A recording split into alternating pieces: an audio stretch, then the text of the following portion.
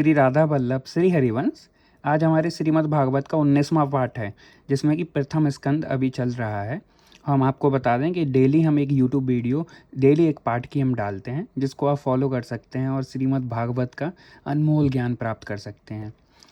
शुरू करते हैं। सूत जी कहते हैं, विदुर जी तीर्थ यात्रा में महर्षि मैत्रेय से आत्मा का ज्ञान प्राप्त करके हस्तिनापुर लौट आए। उन्हें जो कुछ जानने की इच्छा थी वह पूर्ण हो गई थी। विदुर जी ने मैत्रेय ऋषि से जितने प्रश्न किए थे उनका उत्तर सुनने से पहले ही श्री कृष्ण में अनन्य भक्ति हो जाने के कारण वे उत्तर सुनने से उपराम हो गए। सोनक जी अपने चाचा विदुर जी को आया देख धर्मराज युधिष्ठिर, उनके चारों भाई धृतराष्ट्र, युयुत्सु, संजय, कृपाचार्य, कुंती, गांधारी, द्रौपदी, सुभद्रा, उत्तरा, कृपी तथा पांडव परिवार के अन्य सभी नर नारी और अपने पुत्रों सहित दूसरी स्त्रियां सबके सब बड़ी प्रशंसा से मानो मृत शरीर में प्राण आ गया हो ऐसा अनुभव करते हुए उनकी आगवानी के लिए सामने आए।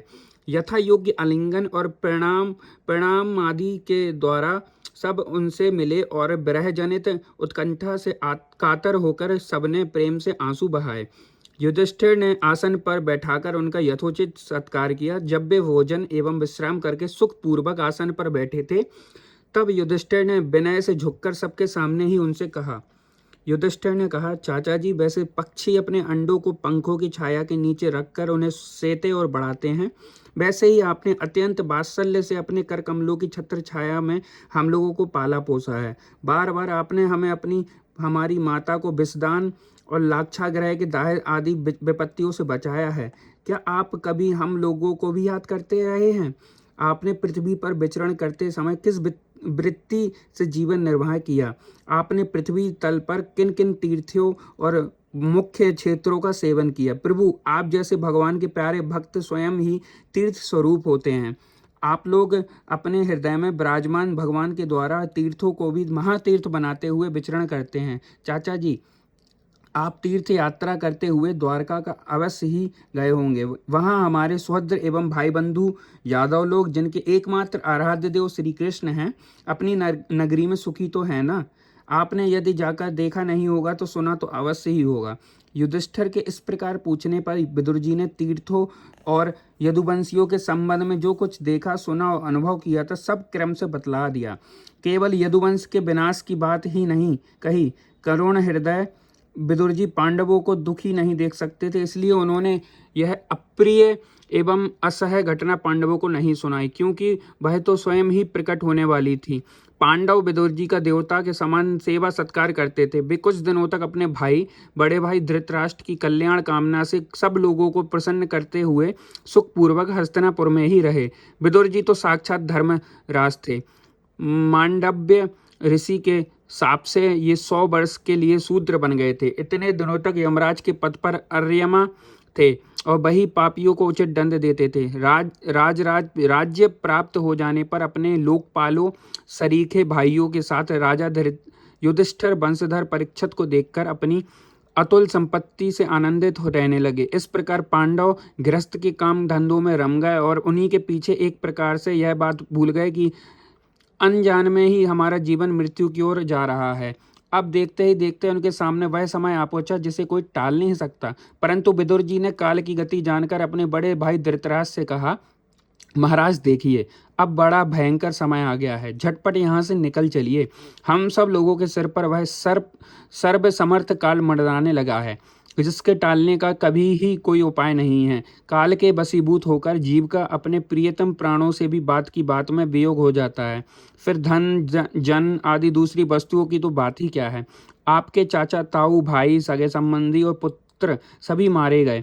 आपकी उम्र भी ढल चुकी, शरीर बुढ़ापे का शिकार हो गया। आप पराए घर में पड़े हुए हैं। ओह, इस प्राणी को जीवित रहने की कितनी प्रबल इच्छा होती है। इसी के कारण तो आप भीम का दिया हुआ टुकड़ा खाकर कुत्ते का सा जीवन बिता रहे हैं। जिनको आपने आग में जलाने की चेष्टा की, विष देकर मार डालना चाहा, भरी सभा में जिनकी विवाहिता पत्नी को अपमानित किया, जिनकी भूमि और धन छीन लिए, उन्हीं के अन्न से पले हुए प्राणों को रखने में क्या गौरव है। आपके अज्ञान की हद हो गई। अब की आप जीना चाहते हैं, परंतु आपके चाहने से क्या होगा? पुराने वस्त्र की तरह बुढ़ापे से गला हुआ आपका शरीर आपके न चाहने पर भी क्षीण हुआ जा रहा है। अब इस शरीर से आपका कोई स्वार्थ रहने वाला नहीं है। इसमें फंसिए मत, इसकी ममता का बंधन काट डालिए। जो संसार के संबंधियों से अलग रहकर उनके अनजान में अपने शरीर का त्याग करता है, वही धीर कहा गया है। चाहे अपनी समझ से हो या दूसरे के समझाने से, जो इस संसार को दुख रूप समझकर इससे विरक्त हो जाता है और अपने अंतःकरण को बस में करके हृदय में भगवान को धारण कर संन्यास के लिए घर से निकल पड़ता है, वही उत्तम मनुष्य है।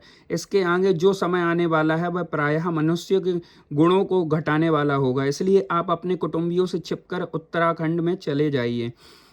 जब छोटे भाई विदुर ने अंधे राजा धृतराष्ट्र को इस प्रकार समझाया, तब उनकी प्रज्ञा के नेत्र खुल गए। वे भाई बंधुओं के सुहृद स्नेह पासों को काटकर अपने छोटे भाई विदुर के दिखलाए हुए मार्ग से निकल पड़े। जब परम पतिव्रता शुभनंदिनी गांधारी ने देखा कि मेरे पतिदेव तो हिमालय की यात्रा कर रहे हैं, जो सन्यासियों का भी वैसा ही सुख देता है जैसा वीर पुरुष को लड़ाई के मैदान में अपने शत्रु के द्वारा किए हुए न्यायोचित प्रहार से होता है, तब वे ही उनके पीछे पीछे चल पड़ी। अजात शत्रु युधिष्ठिर ने प्रातःकाल संध्या वंदन कर तथा अग्निहोत्र करके ब्राह्मणों को नमस्कार किया, उन्हें तिल, गौ, भूमि और स्वर्ण का दान दिया। इसके बाद जब वे गुरुजनों की चरण वंदना के लिए राजमहल में गए, तब उन्हें धृतराष्ट्र, विदुर तथा गांधारी के दर्शन नहीं हुए। युधिष्ठिर ने उद्विग्न चित्त होकर वहीं बैठे हुए संजय से पूछा, संजय, मेरे वे वृद्ध और नेत्रहीन पिता धृतराष्ट्र कहाँ हैं? पुत्र शोक से पीड़ित दुखिया माता गांधारी और मेरे परम हितैषी चाचा विदुर जी कहाँ चले गए हैं?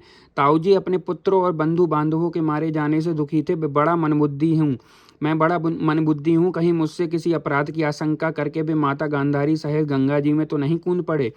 जब हमारे पिता पांडु की मृत्यु हो गई थी और हम लोग नन्हे नन्हे बच्चे थे, तब इन्हीं दोनों चाचाओं ने बड़े दुखों से हमें बचाया था। वे हम पर बड़ा ही प्रेम रखते थे। हाय, ये कहाँ यहाँ से कहाँ चले गए? सूत जी कहते हैं, संजय अपनी स्वामी धृतराष्ट्र को ना पाकर कृपा और स्नेह की विकलता से अत्यंत पीड़ित और बिरहातुल हो रहे थे। वे युधिष्ठिर को कुछ उत्तर ना दे सके। फिर धीरे धीरे बुद्धि के द्वारा उन्होंने अपने चित्त को स्थिर किया और हाथों से आंखों के आंसू पोंछे और अपने स्वामी धृतराष्ट्र के चरणों का स्मरण करते हुए युधिष्ठिर से कहा। संजय बोले, कुरुकुल नंदन, मुझे आपके दोनों चाचा और गांधारी के संकल्प का कुछ भी पता नहीं है। महाबाहो, मुझे तो उन महात्माओं ने ठग लिया। संजय इस प्रकार कह ही रहे थे कि तुम्बुरु के साथ देवर्षि नारद जी वहां आ पहुंचे। महाराज युधिष्ठिर ने भाइयों सहित उठकर उन्हें प्रणाम किया और उनका सम्मान करते हुए बोले। युधिष्ठिर ने कहा, भगवान, मुझे आपने दोनों चाचाओं का पता नहीं लग रहा है। ना जाने वे दोनों और पुत्र शोक से व्याकुल तपस्विनी माता गांधारी यहाँ से कहाँ चली गई। भगवान, अपार समुद्र में कर्णधार से समान आप ही हमारे पारदर्शक हैं। तब भगवान के परम भक्त भगवानमय देवर्षि नारद ने कहा, धर्मराज, तुम किसी के लिए शोक मत करो, क्योंकि यह सारा जगत ईश्वर के बस में है। सारे लोक और लोकपाल विवश होकर ईश्वर की ही आज्ञा का पालन कर रहे हैं। वही एक प्राणी को दूसरे से मिलाता है और वही उन्हें अलग करता है। जैसे बैल बड़ी रस्सी में बंधे और छोटी रस्सी से नथे रहकर अपने स्वामी का भार ढोते हैं, उसी प्रकार मनुष्य भी वर्णाश्रम आदि अनेक प्रकार के नामों से वेदरूप रस्सी में बंधकर एक ईश्वर की ही आज्ञा का अनुसरण करते हैं।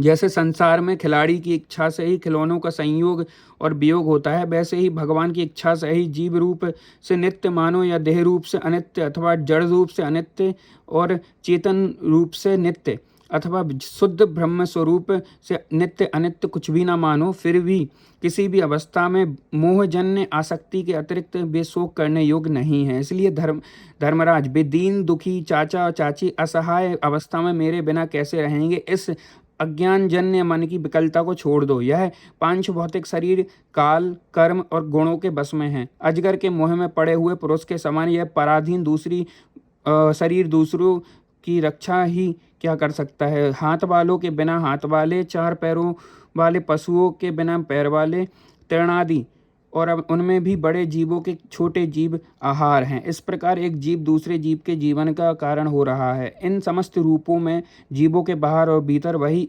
एक स्वयं प्रकाश भगवान जो संपूर्ण आत्माओं की आत्मा है, माया के द्वारा अनेकों प्रकार के प्रकट हो रहे हैं। तुम केवल उन्हीं को देखो। महाराज, समस्त प्राणियों को जीवन दान देने वाले वे ही भगवान इस समय इस पृथ्वी तल पर देवद्रोहियों का नाश करने के लिए काल रूप से अवतीर्ण हुए हैं। अब वे भगवान वे देवताओं का कार्य पूरा कर चुके हैं। थोड़ा सा काम शेष है, उसी के लिए वे रुके हुए हैं। जब तक वे प्रभु यहाँ हैं तब तक तुम लोग भी उनकी प्रतीक्षा करते रहो। धर्मराज, हिमालय के दक्षिण भाग में जहाँ सप्त ऋषियों की प्रसन्नता के लिए गंगा जी ने अलग अलग 7 धाराओं के रूप में अपने को 7 भागों में विभक्त कर दिया है, जिसे सप्त स्त्रोत कहते हैं, वही ऋषियों के आश्रम पर धृतराष्ट्र अपनी पत्नी गांधारी और विदुर जी के साथ गए हैं। वहां वे त्रिकाल स्नान और विधि पूर्वक अग्निहोत्र करते हैं।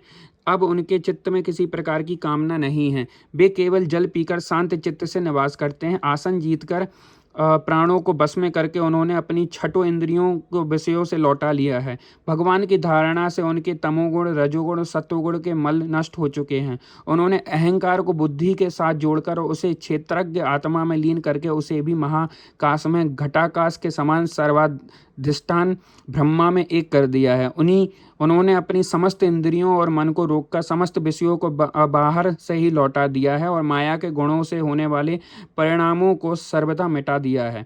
समस्त कर्मों का संन्यास करके वे इस समय ठूंठ की तरह स्थिर होकर बैठे हुए हैं। अतः तुम उनके मार्ग में विघ्न रूप मत बनना। धर्मराज, आज से 5वें दिन वे अपने शरीर का परित्याग कर देंगे और वह जलकर भस्म हो जाएगा।